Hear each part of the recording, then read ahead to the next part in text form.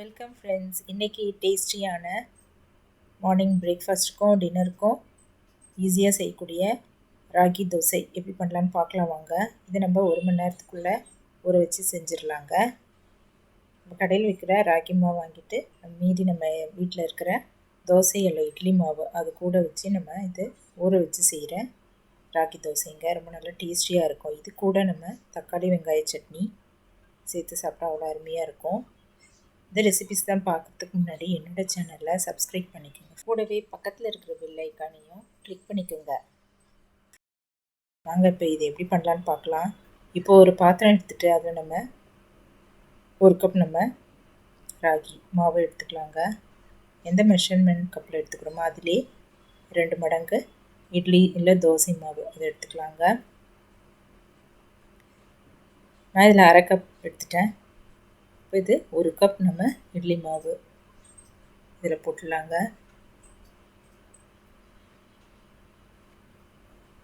இதை நல்லா கரைச்சிக்கலாம். இதில் பார்த்து நம்ம சால்ட்டு சேர்த்துக்கலாங்க. ஏற்கனவே இட்லி மாவில் உப்பு போட்டு கரைச்சி எடுத்து வச்சுருப்போம். அதனால் இதில் ஒரு 1/4 ஸ்பூன் உப்பு சேர்த்துக்கலாம். இதெல்லாம் கலந்துட்டு கொஞ்சம் தண்ணி ஆட் பண்ணிவிட்டு தோசை மாவு பதத்தில் கரைச்சி எடுத்து வச்சிடலாம்.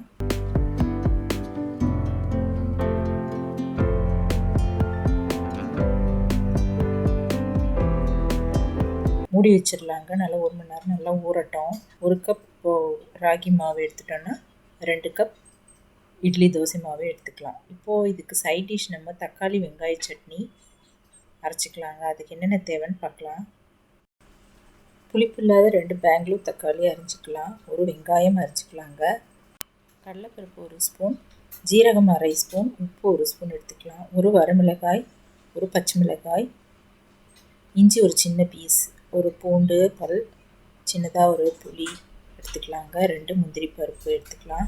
கொஞ்சமாக புதினா தழைகள் அதையும் நம்ம எடுத்துக்கலாங்க.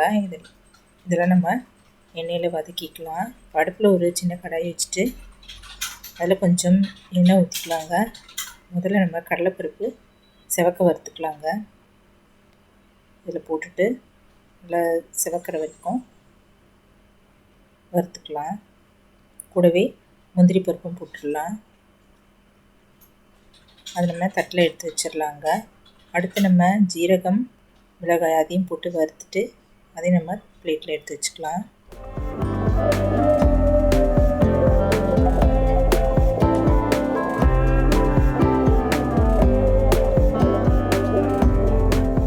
இப்போ வெங்காயம் தக்காளி இதெல்லாம் போட்டு நல்லா வதக்கிக்கலாங்க.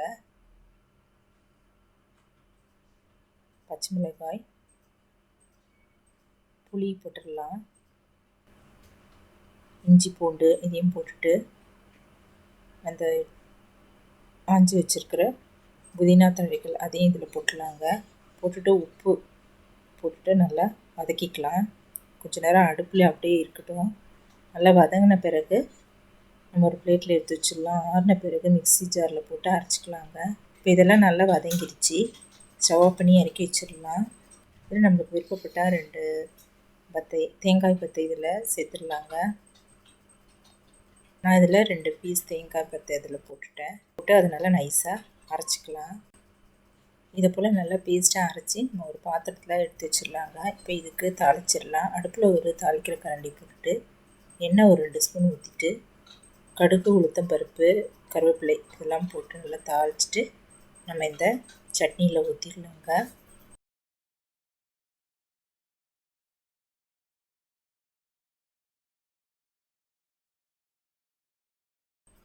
தக்காளி வெங்காய சட்னி ரெடி ஆகிடுச்சு. இப்போ நம்ம ஆரம்பத்தில் கரைச்சி வச்சுருந்தல ராகி மாவு அதை இப்போ எடுக்கலாங்க. 1 மணி நேரம் நல்லா இது புளிச்சிருக்கோம். அடுப்பில் ஒரு தோசைக்கல் போட்டுட்டு நல்லா நல்லா காஞ்சதும் எண்ணெய் ஊற்றிட்டு இதுப்போல் நல்லா தேய்ச்சிக்கலாங்க. நான் இதில் ஒரு வெங்காயம் இது போல் கட் பண்ணிவிட்டு எல்லா இடமும் எண்ணெய் படுற மாதிரி தேய்ச்சிக்கலாம். தேய்ச்சி விட்டுட்டு இதில் ஒரு 1.5 கரண்டி மாவு எடுத்துட்டு மெலிசாக ஊற்றிடலாங்க.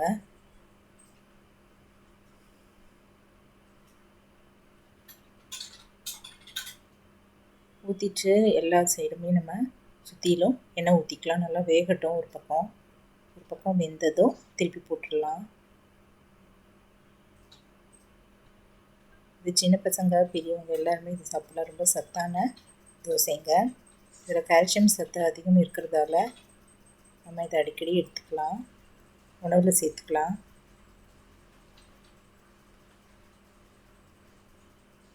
இப்போ திருப்பி போட்டுடலாங்க. திருப்பி போட்டு இன்னொரு ஸ்பூன் இதில் சுற்றிலே எண்ணெய் ஊற்றிக்கலாம். இப்போ 2 பக்கம் நல்லா வெந்த பிறகு இது போல் நம்ம மடிச்சிட்டு பிளேட்டில் எடுத்து வச்சிடலாங்க. இது போல் நம்ம எல்லா தோசையும் சுட்டு எடுத்துடலாங்க. இப்போ ராகி தோசை தயாராகிடுச்சுங்க. நல்லா டேஸ்டியாக இருந்தது.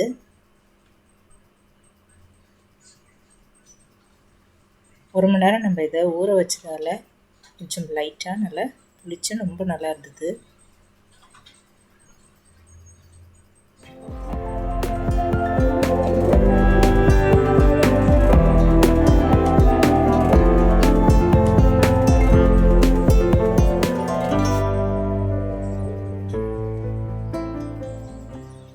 டேஸ்டியான ராகி தோசை தயாராகிடுச்சுங்க. கூடவே தக்காளி வெங்காய சட்னியும் ரெடி ஆகிடுச்சு. நீங்களும் இந்த டிஃபன் வீட்டில் ட்ரை பண்ணி பார்த்துட்டு எப்படி இருக்குன்னு கமெண்ட்டில் சொல்லுங்கள் ஃப்ரெண்ட்ஸ். இந்த வீடியோ பிடிச்சதுன்னா குக்கிங் வித் சித்ரா அந்த சேனலை சப்ஸ்கிரைப் பண்ணிக்கோங்க. தேங்க்ஸ் ஃபார் வாட்சிங். நம்ம அடுத்த வீடியோவில் பார்க்கலாம்.